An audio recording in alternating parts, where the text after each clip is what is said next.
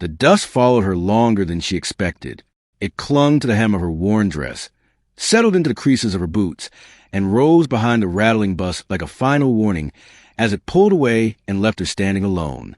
Silence rushed in to replace the engine's roar, wide, endless, and almost frightening in its depth. She tightened her grip on the single suitcase she owned and turned slowly, taking in the ranch. It stretched farther than her eyes could follow. Rolling plains kissed the horizon, painted gold and rust beneath a lowering sun. Fences ran like thin scars across the land. A weathered barn leaned slightly to one side, its red paint faded by decades of wind and sun. Somewhere in the distance, a horse whinnied, the sound lonely and beautiful all at once. This was it, the place she had come to disappear. She had taken the cooking job because it asked no questions. No one cared where she came from, what she'd lost, or why her hand sometimes trembled when she thought no one was looking. The letter had promised room, board, and a few dollars a week. It hadn't mentioned how isolated the world would feel when you finally arrived. Footsteps crunched behind her. She turned and found 3 men approaching from a barn, their silhouettes dark against the glowing sky. Cowboys, dust-streaked, broad-shouldered, moving with the easy confidence of men who belonged to the land beneath their boots. One of them smiled. Another tipped his hat. And then there was a third. He walked a step behind the others, quiet, his gaze steady but unreadable. He didn't smile, didn't speak. His hat cast a shadow over eyes that seemed to notice everything. There was something about the way he stood, grounded, unhurried, as if the land itself recognized him. Her breath caught, just for a moment. "Guess you're the new cook," one of the men said warmly. She nodded, finding her voice. "Yes, I'm—" Her name felt too fragile to offer just yet. The quiet cowboy met her eyes briefly, then looked away, as though he already knew something about her she didn't want seen. She didn't know it then, but as the sun sank low and the ranch swallowed her whole, she had already stepped onto land owned by secrets and into a love that would change everything. The ranch woke before the sun. She learned that on her very first morning, when the sound of boots on wooden planks pulled her from shallow sleep. For a moment, she forgot where she was. Then the dry scent of dust and old wood crept into her lungs, and memory returned like a quiet ache. This was home now, at least for a while.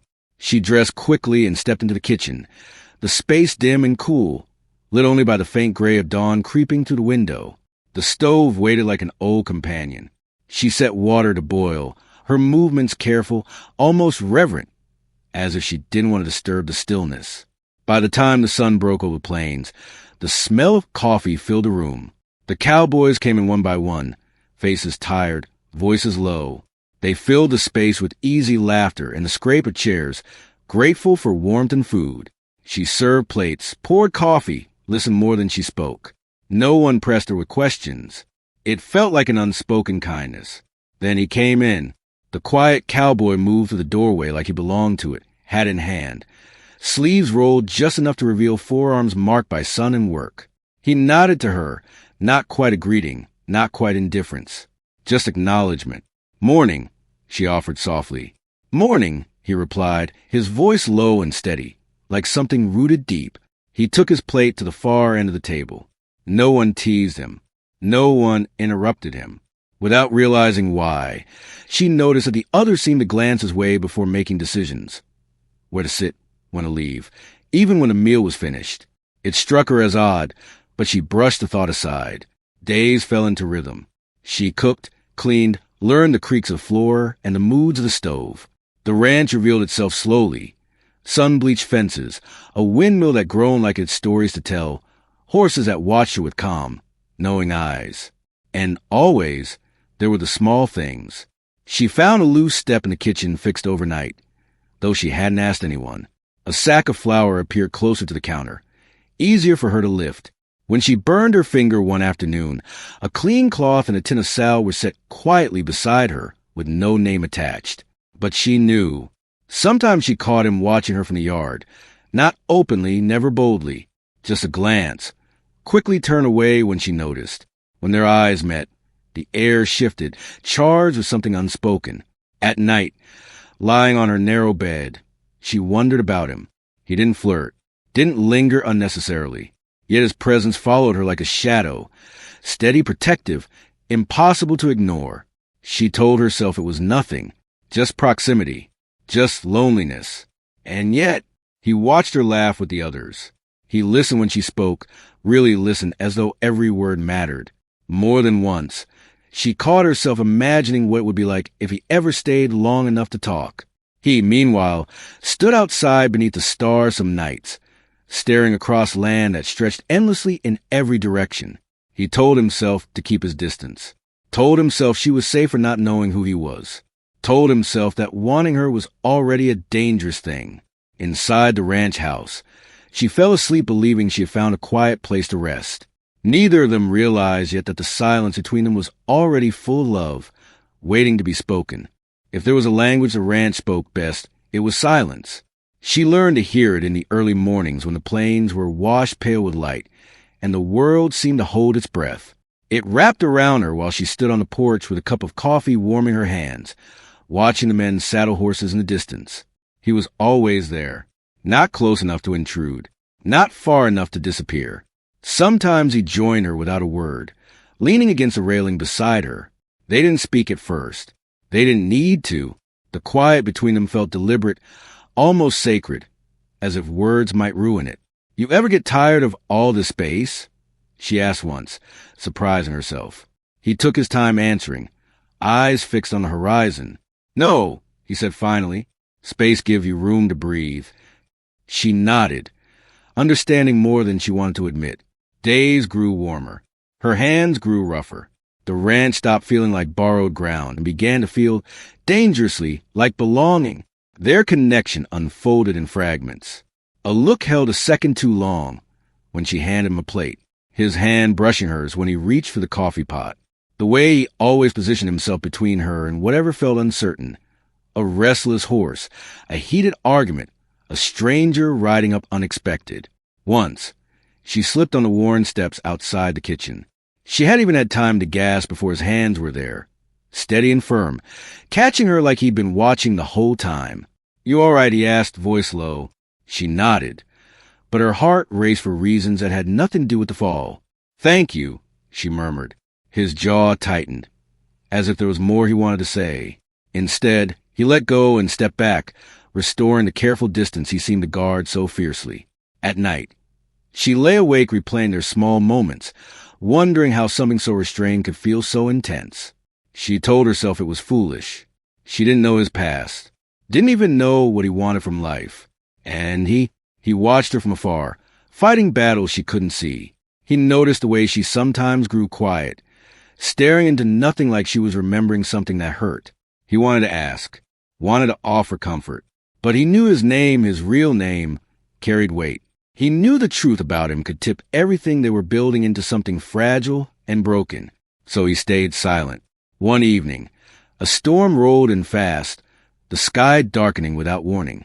Thunder cracked overhead as rain poured down, sudden and fierce. She stood frozen in the doorway, unsure whether to run for the barn or wait out. He appeared beside her, draping his jacket over her shoulders without asking. "You'll catch cold," he said.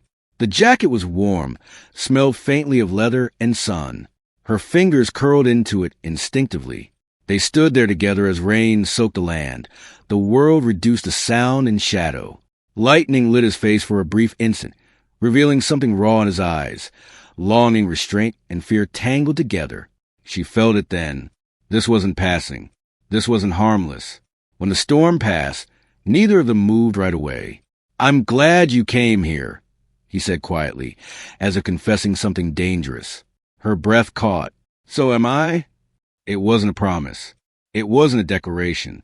But it felt like a line had been crossed. Later that night, as she watched the stars return to the sky, she admitted the truth she'd been avoiding.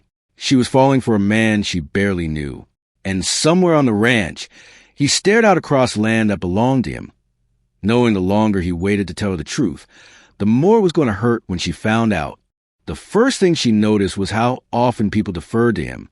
It wasn't obvious at first. Just small things. A pause before decisions. A glance in his direction when questions came up. Even the foreman, gruff and twice his age, waited for his nod before sending men out or changing plans.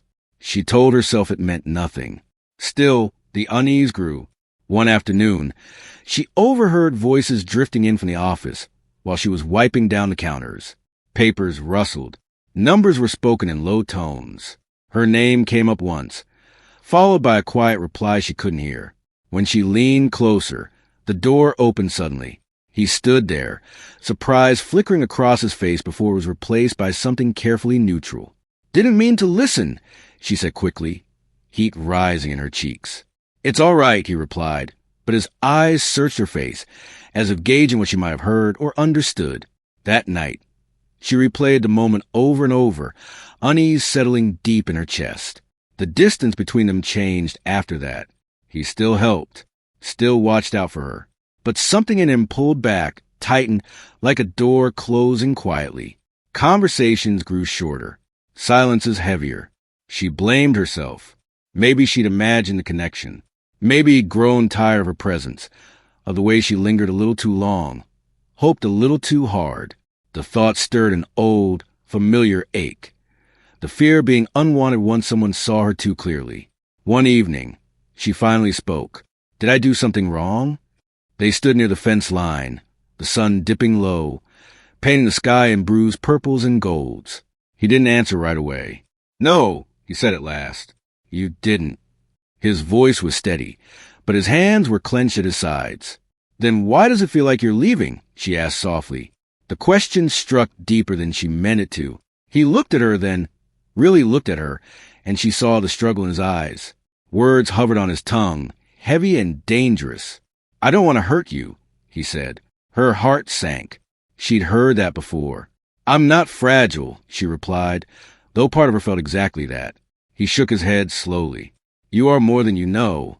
It wasn't enough. The following days stretched tight and brittle.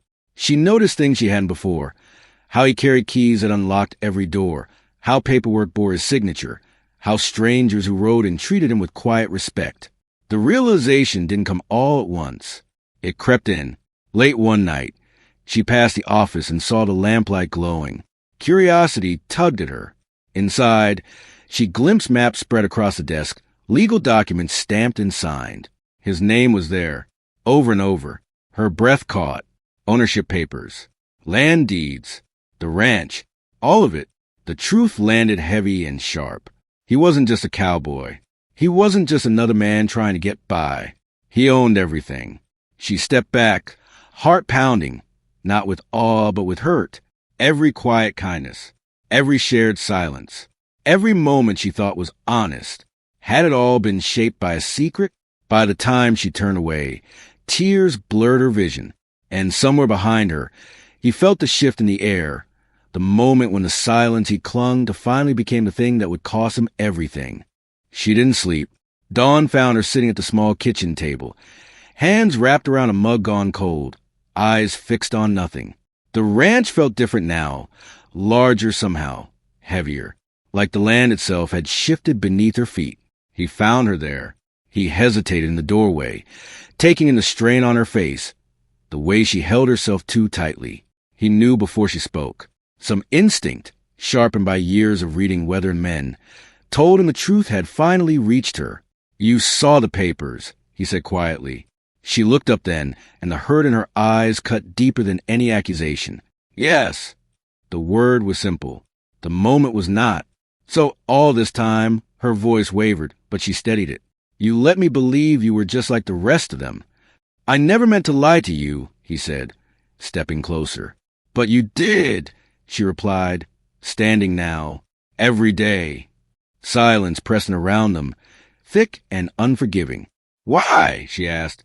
"Was I some kind of experiment? A way to feel normal?" He flinched. "No, never that."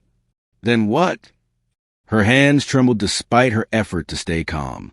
"Why let me give you pieces of myself while you held back something so big?" He ran a hand through his hair, frustration and regret etched into every line of his face. "Because people change when they know," he said. "They see the land before they see me. I wanted," his voice broke, "I wanted one place where I could just be a man." She laughed softly, bitterly, "And I wanted one place where I wasn't being fooled."